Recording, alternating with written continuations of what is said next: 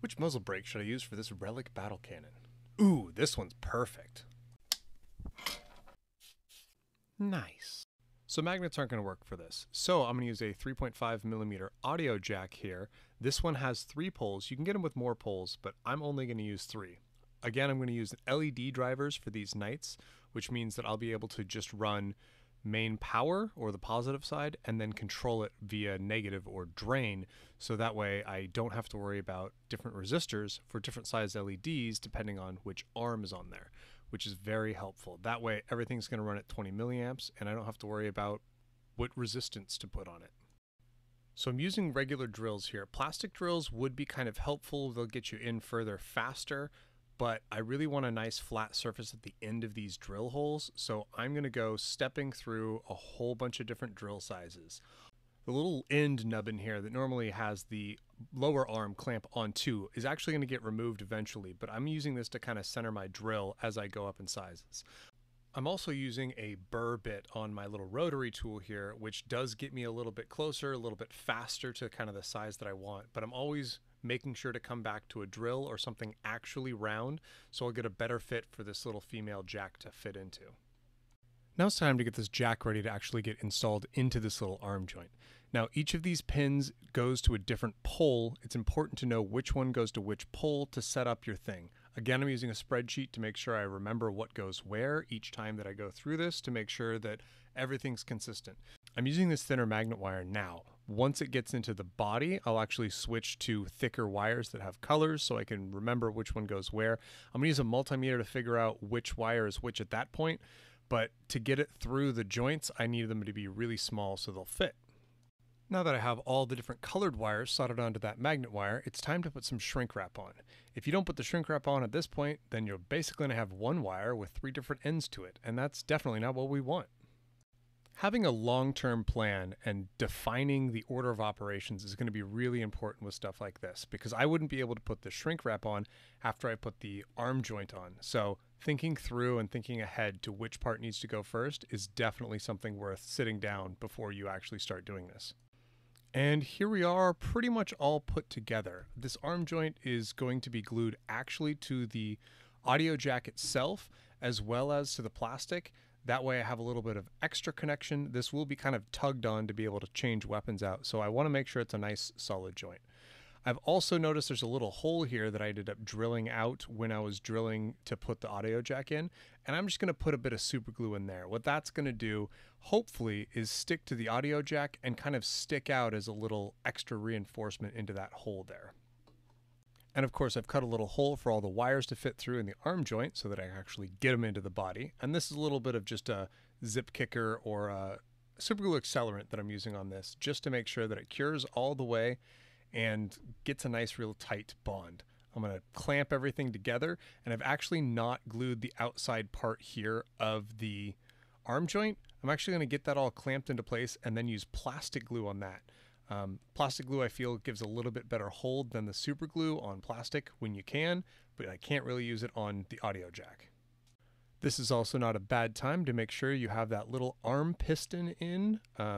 It's really difficult to put on after this point, but it is doable, but just think ahead if you can. And on to one of the more difficult parts of this whole build, getting the actual arm joints done. Now, there's a lot of material I have to remove so that this audio jack will fit down into it. And the fact that it's slanted back, it does me no favors at all. I did manage to get a little 3D printed part that will help me kind of align this into the center of the arm joint, I guess you could call it here. But that kind of doesn't stop the fact that there's a little divot at the front of this arm joint that I'm completely going to remove. I actually ended up removing all of them completely, which means there's a few wires that kind of stick out in the end, but being a knight, little wire sticking out here and there is totally fine, as well as the fact that this is so buried underneath pistons and everything, it's basically invisible. So these 3D prints didn't exactly fit the way I wanted them to. My tolerances were a little bit too tight, and the fillets were definitely not enough to actually fit these into the arm joints here. I've completely redesigned these bits. If you want access to them, all of my Patreons get access to all of my 3D files. I use this jack here as a reference point. This way I know which color goes to which pole and I can solder appropriately. Now I'm also using a multimeter to make sure that I'm putting these all in the right place, but having like a touchstone reference is really helpful. Because the typical wire that I use won't fit inside the housing of these guns, I'm actually going to use a Sharpie on this magnet wire so I can figure out which color is what. In the code, I'm actually even referencing this as the yellow pin and the blue pin because the two different weapon options that I'm programming this for have different effects. Now that everything is colored and soldered into place, it's time to actually fit this into the arm joint. Now I'm just going to test fit it to make sure that I'm not bumping into anything and it's not recessed in too far. If this thing doesn't plug in all the way, it's not going to work. So that looks good. Now I just have to make sure that I'm setting this up in the right place and getting the glue to settle before it moves. Now to glue this all into place, I'm going to use 2-part epoxy resin. There's a few reasons I'm doing that. One of the big reasons is there's actually a lot of void in here that I want to make sure is filled and used to strengthen this joint. The other reason is this will actually block any electronic connection, so we'll actually make sure we seal and insulate any of these pins so nothing weird happens while it's in there. I also want to point out that I did clip the very bottom bit of the plastic on this audio jack. Now that does mean that the poles are a little bit loose. There's a little bit less holding them in place, which is another good reason for this epoxy to just coat all of the bits on the inside and solidify them in place. And that little bit that we cut out before to be able to fit all of this stuff, I'm actually going to backfill with some epoxy resin. Again, that'll insulate all of these wires and also make sure they don't wiggle or get disrupted at all. Now I have 4 arm joints ready to glue into the actual weapons themselves, as well as a bit of soldering. So I'm making the Relic Battle Cannon a little bit different so I know which one is which. That way I can swap between my Crusader and my Paladin, depending on which knight I want to take in the game. Now this is a muzzle brake I totally forgot I had that I like better than any of the other options, even the big one.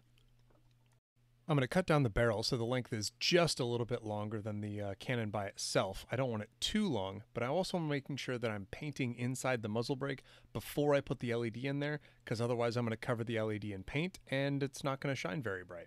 Check out my Patreon if you want the STLs for all of these cool muzzle brakes. I'm going to cover a little bit more in depth on the coax when I do the kind of small arms video that I'm going to have for the rest of these knights. That's a little bit more in depth kind of technique that I want to go into, so we're just going to pass over that for now. Again, because I'm using an LED driver, I'm tying the positive leads together for both of these LEDs, and then the negative lead is where I'm going to control them.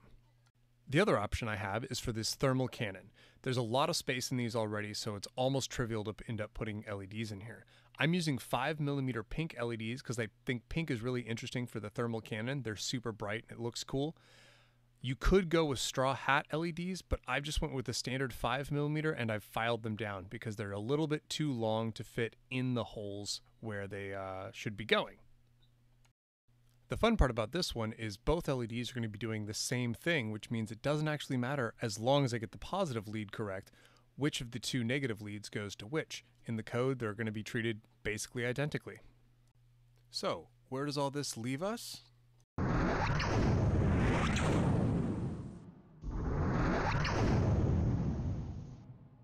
And when I want to swap weapons, it's just simply unplug one and plug the other in. And then I have a switch bank on the base here that I need to turn off the number 2 and turn on the number 1. That'll switch the trigger pin to give me the different lighting effect and sound effect. I'll have a whole video on that coming up. I've also magnetized the melee options because I may as well do that as well.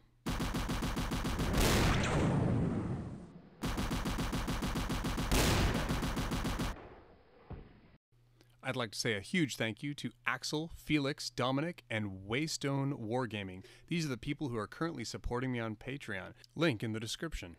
If you have any questions, as always, leave them in the comment section. I have many more videos to come out for these knights. This was a huge project, and I've actually started playing these knights, and so far they're not doing well. But at least they look good. So thanks for watching.